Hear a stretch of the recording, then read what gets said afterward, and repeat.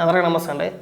మా పేటీఎం కార్యకర్తల కష్టాలు పగోడుకు కూడా రాకూడదు. మా పేటీఎం కార్యకర్తలు అంటే ఎవరో కాదండి, వైఎస్ఆర్సీపీ పార్టీ కార్యకర్తలు. ఈ రోజున తెలంగాణలో కవిత గారు ఒక కొత్త పార్టీ పెట్టారు. టీఆర్ఎస్, తెలంగాణ రాష్ట్ర సేన అని చెప్పేసి ఒక పార్టీని ప్రారంభించారు. దానికి సంబంధించి ఎవరైనా బాధపడితే ఎవరు బాధపడాలి? బీఆర్ఎస్ కార్యకర్తలు బాధపడాలి కదా. ఆ రాష్ట్రంలో చూసుకుంటారు, మనకు సంబంధం లేని అంశాలు అవన్నీ కూడా. అయితే ఆవిడ్ని పార్టీ ప్రకటించిన కానించి వైఎస్ఆర్సీపీ పార్టీ సోషల్ మీడియా కార్యకర్తలు ఎవరైతే ఉన్నారో, పైగా అందులోని కూడా మెయిన్ అకౌంట్లు కొన్ని ఉంటాయి కదా. కొద్దిగా లండన్లో ఒకడు ఉంటాడు, డాక్టర్ ప్రదీప్ రెడ్డి చింత అని చెప్పేసి ఆడొకడు, ఇంకొంతమంది కార్యకర్తలు. కొన్ని హ్యాండిల్స్ అయితే కవిత గారిని బూతులు కూడా తిడుతున్నారు అనుకోండి, వాటి జోలు మనం ప్రస్తావించట్లేదు. ఇటు చూడండి ఏమని వేసాడు ట్వీట్. కవిత గారు వేసిన ట్వీట్ మాట అది. ఇది పేరు గుర్తుపెట్టుకొని బాగా, తెలంగాణ రాష్ట్ర సేన అని చెప్పేసి అనేసారు. దానికి సంబంధించి ఏమని చూడండి, ఇక్కడ తప్పెవరిది ఒప్పెవరిది అన్నది పక్కన పెడితే, కారణాలు ఏమైనా తండ్రి సోదరుడిని కాదనుకొని పార్టీ పెట్టారు, సంతోషం, ఆల్ ది బెస్ట్. మరి వారి ఇంటి పేరు దేనికి? భర్త ఇంటి పేరు పెట్టుకుంటే భర్తకు గౌరవం ఇచ్చినట్టు ఉంటుంది కదా అని చెప్పేసి అని ఒక ట్వీట్ వేసాడు. మళ్ళీ ఇమీడియట్గా రెండోది, తండ్రి పెట్టిన పార్టీ వద్దు, తండ్రి ఇంటి పేరు మాత్రం వద్దు. ఎందుకంటే ఓట్లు చేర్చడానికి అదే మనకి ఇచ్చిన టార్గెట్. ఎవరు టార్గెట్ ఇచ్చారని చెప్పేసి అని వాళ్ళు వేసే ట్వీట్లు అనమాట. అసలు మీకు ఏమైనా సంబంధం ఉందేట్రా ఇందులో? ఇప్పుడు కల్వకుంట్ల కవిత, వైఎస్ షర్మిల ఇంటి పేరు మార్చుకోవడం మార్చుకోకపోవడం అనేది వాళ్ళ వ్యక్తిగత వ్యవహారం, అది వాళ్ళ కుటుంబ వ్యవహారం, అది వాళ్ళకి సంబంధించింది. మీకు నొప్పే ఉంది? కనీసం ఉండాలి కదా మనకి. ఇప్పుడు మీ నాయకుడు ఆదేశాలు జారీ చేసాడా? ఇప్పుడు మన బీఆర్ఎస్కి ఊడిగించేయాలని చెప్పేసి అందుకని చెప్పేసి కవితను రోల్ చేస్తున్నారు. ఆ ఇంటి పేరు కాడ వీళ్ళకి నొప్పి వచ్చేసిందండి. ఇప్పుడు వైసీపీలో ఉన్నన్ని రోజులు షర్మిల ఇంటి పేరు ఎవరికి గుర్తుకు రాలా. కవిత గారు బీఆర్ఎస్లో ఉన్నన్ని రోజులు కూడా కవిత గారి ఇంటి పేరు ఎవరికి గుర్తుకు రాలా. బయటకు వచ్చిన తర్వాత పార్టీ పెట్టిన తర్వాత మీ ఇంటి పేరు పెట్టి మరి అప్పుడే చెప్పేది ఉండే మీరు. షర్మిలకైనా కవిత గారికైనా సరే ఎప్పుడు చెప్పాలండి? మొదటి నుంచి కూడా అదే చెప్పాలమ్మా, మీకు పెళ్ళి అయ్యింది, భర్తకు ఒక ఇంటి పేరు ఉంది, ఆ ఇంటి పేరుతో మీరు పిలుచుకోండి, లేదంటే ఆ ఇంటి పేరుతోనే నువ్వు చలామణి ఇవ్వమ్మా, కల్వకుంట్ల అని పెట్టుకోకూడదనో లేదంటే వైఎస్ అని పెట్టుకోకూడదు అని చెప్పేసి చెప్పుంటే బాగుండేది. లేదుగా. సరే కవిత గారి సంగతి పక్కన పెడదాం, కాసేపు బీఆర్ఎస్ పార్టీ సంగతి కూడా పక్కన పెడదాం, వైసీపీ సంగతికే వద్దాం. పోనీ ఇప్పుడు జగన్మోహన్ రెడ్డి జైల్లో ఉన్నప్పుడు వైఎస్ షర్మిల, పాదయాత్ర చేసినప్పుడు వైఎస్ షర్మిల, 2019 ఎన్నికల ప్రచారంలో ప్రచారం చేసినప్పుడు మాట్లాడినప్పుడు అన్నిటిలోని కూడా వైఎస్ షర్మిలనే, సాక్షిలో కూడా అదే పెట్టేవారు. మరి ఆ రోజు లేనిది సడన్గా షర్మిల బయటికి రాగానే మీరు ఎలా పెట్టుకుంటారండి? ఇలాంటి మాట్లాడిన ఎందుకండి?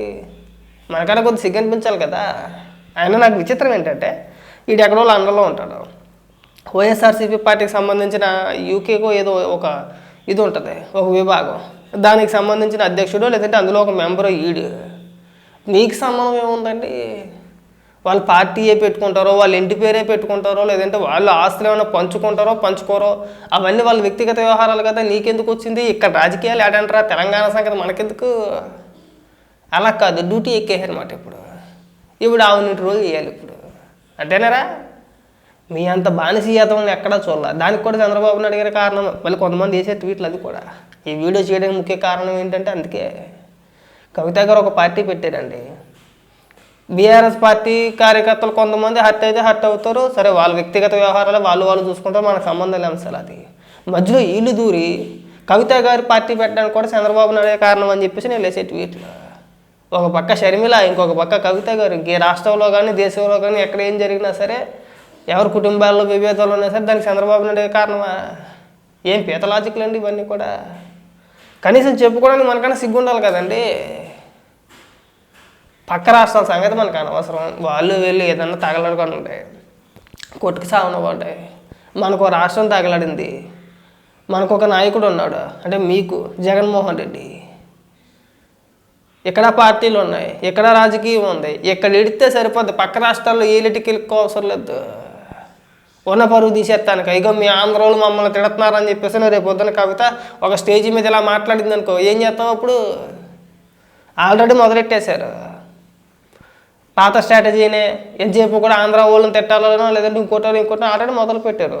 మళ్ళీ ఆ గజ్జి మనకెందుకంటున్నా? వాళ్ళ వ్యవహారాల్లోకి దూరకుండా ఉండి మనం కడుక్కుంటే సరిపోద్ది. ఎందుకు ఊరికే అనవసరంగా వాళ్ళు ఏదో పార్టీ పెట్టుకున్నారు, మనకు వచ్చిన నొప్పే ఉంది, వాళ్ళ ఇంటి పేరుతో మీకు వచ్చిన నొప్పే ఉంది. నాకు అర్థం కావట్లా.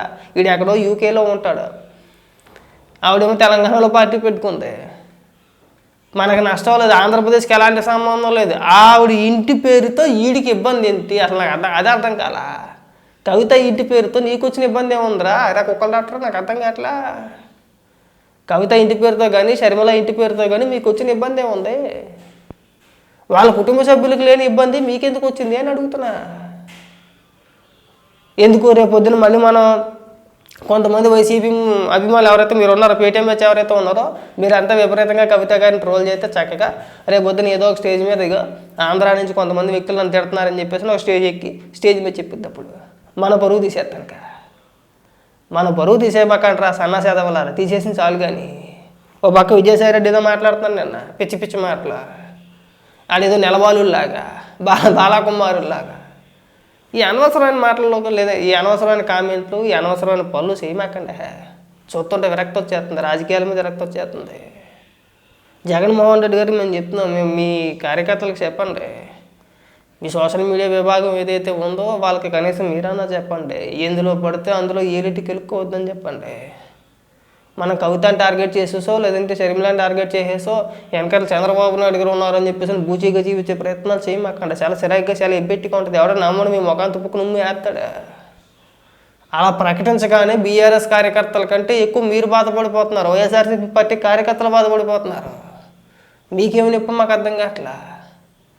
వద్దు, అన్నింటిలోనే ఎలిటికి వెళ్ళుకోవసం లేదు. మనం ఇక్కడ ఎడితే సరిపోతే, ఇక్కడ రాజకీయాలు చేస్తే సరిపోతే, మళ్ళీ మీరు అక్కడ వాళ్ళు ఇలా తిట్టారని చెప్పేసి చెడ్డ పేరు మనకు తీసుకురావద్దు. ఇక్కడ ఏడాది సరిపోద్ది.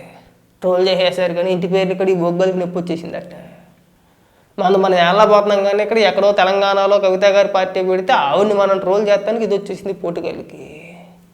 నేను అర్థం ఏమైనా ఉందా అసలు? ఉండాలి కదా. ఇప్పుడు మనం మాట్లాడుతుంటే అర్థం ఉండాలి.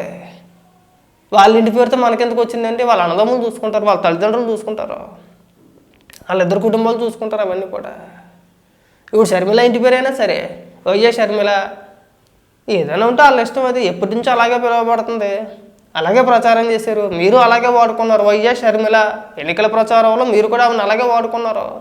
అదే పేరుతో ఆవిడ కంటిన్యూ అవుతుంది. కవిత గారిని కూడా బీఆర్ఎస్ పార్టీ అలాగే వాడుకుంది, అదే పేరుతో ఆవిడ కంటిన్యూ అవుతుంది. తప్పే ఉందండి. మీరు వాడుకున్నప్పుడు తప్పు లేనిది ఆవిడ వాడుకుంటే తప్పు వచ్చిందా? లేదు కదా.